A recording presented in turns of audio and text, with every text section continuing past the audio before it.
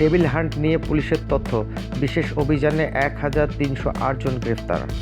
যৌথ বাহিনীর বিশেষ অভিযান অপারেশন ডেভিল হান্ট শুরুর পর গত শনিবার রাত থেকে গতকাল রোববার বিকেল পর্যন্ত 1308 জনকে গ্রেফতার করা হয়েছে।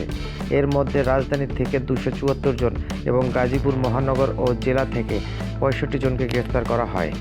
পুলিশ বলছে, গ্রেপ্তার হওয়া ব্যক্তিদের অধিকাংশ আওয়ামী লীগ দলটির সহযোগী সংগঠনের নেতাকর্মী।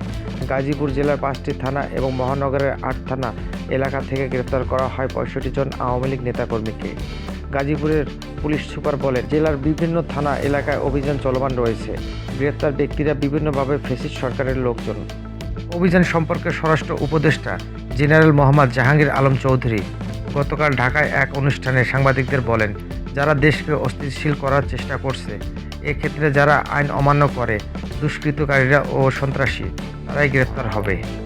এর আগে শনিবার স্বরাষ্ট্র মন্ত্রণালয়ে জনসংযোগ বিভাগ থেকে পাঠানো বিজ্ঞপ্তিতে জানানো হয়, যৌথ বাহিনীর দেশজুড়ে অপারেশন ডেভিল হান্ট শুরু করেছে।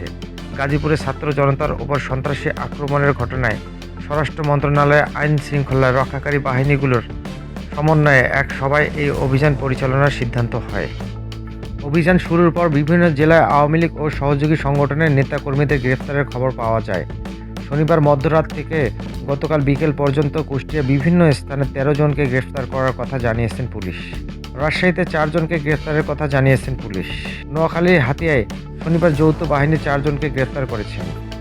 খাগড়াছড়িতে শনিবার রাতে গুইমারা উপজেলায় অভিযান চালিয়ে ছাত্রলীগের 4 নেতাকর্মীকে আটক করেছেন। রাঙামাটি শহর থেকে গতকাল 3 আওয়ামী লীগ নেতাকর্মীকে গ্রেফতার করেছেন।